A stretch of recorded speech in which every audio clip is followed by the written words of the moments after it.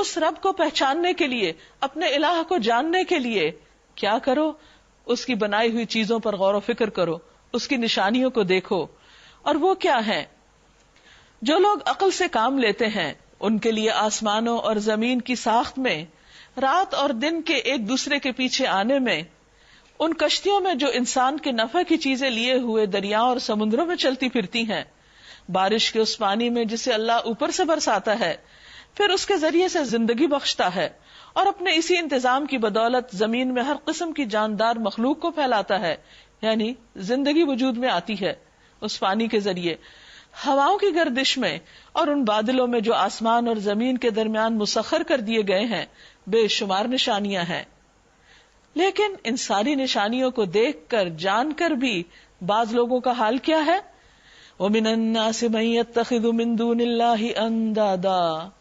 اللہ نے انداد بنانے سے منع کیا تھا، لیکن کچھ لوگ پھر بھی ان ساری نشانیوں کو دیکھ کر ایسے ہیں جو اللہ کے سوا دوسروں کو اس کا ہمسر اور مد مقابل بناتے ہیں.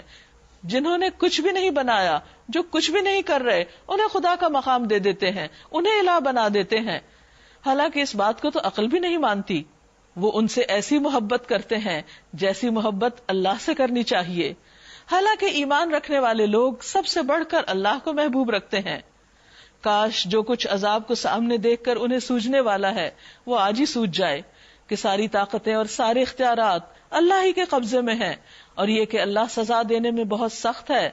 جب وہ سزا دے گا اس وقت کیفیت یہ ہوگی کہ وہ پیشوا اور رہنما جن کی دنیا میں پیروی کی گئی تھی، یعنی انہیں الہ کا ایک طرح سے درجہ دے دیا گیا تھا کہ اللہ کی بات چھوڑ کر ان کی بات مانی جاتی تھی، وہ اپنے پیروکاروں سے بے تعلقی ظاہر کریں گے. وہاں جا کر وہ اپنے فالوورز کو ڈسکارڈ کر دیں گے اور ان کو ریجیکٹ کر دیں گے، مگر سزا پا کر رہیں گے، اور ان کے سارے اسباب کا سلسلہ کٹ جائے گا، کوئی رشتہ داری باقی نہ رہے گی.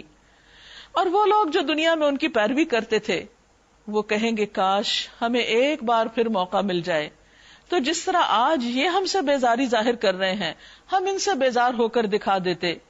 یوں اللہ ان لوگوں کے وہ اعمال جو یہ دنیا میں کر رہے ہیں ان کے سامنے اس طرح لائے گا کہ یہ حسرتوں اور پشیمانیوں کے ساتھ ہاتھ ملتے رہیں گے، مگر آگ سے نکلنے کی کوئی راہ نہ پائیں گے. اب یہاں سے اللہ سبحانہ وتعالیٰ اگلی آیات سے تمام انسانوں کو اور خاص طور پر اہل ایمان کو کچھ ہدایات دیتے ہیں.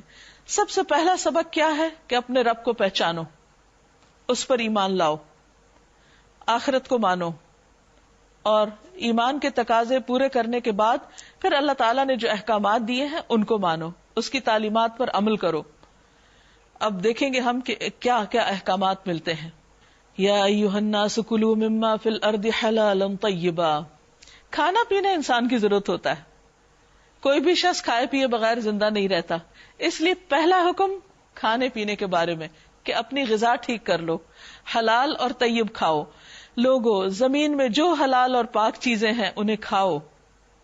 ہمارے دین میں صحیح غذا کھانا بھی عبادت ہے، اور غلط غذا کھا کر اپنے آپ کو نقصان دینا یہ قابل مواخذہ ہے، کیونکہ اللہ تعالیٰ نے انسان کو ایک اچھا صحت مند جسم دیا ہے، لیکن جب انسان کی غذا درست نہیں ہوتی تو جسم عام طور پر بیمار رہتا ہے. اس لیے صحیح طور پر اللہ کی عبادت کے لیے ضروری ہے کہ انسان حلال کھائے، پاکیزہ کھائے، اور شیطان کے بتائے ہوئے راستوں پر نہ چلو. وہ تمہارا کھلا دشمن ہے، تمہیں بدی اور فحش کا حکم دیتا ہے، اور یہ سکھاتا ہے کہ تم اللہ کے نام پر وہ باتیں کہو جن کا تمہیں علم نہیں ہے کہ وہ اللہ نے دی ہوئی ہیں.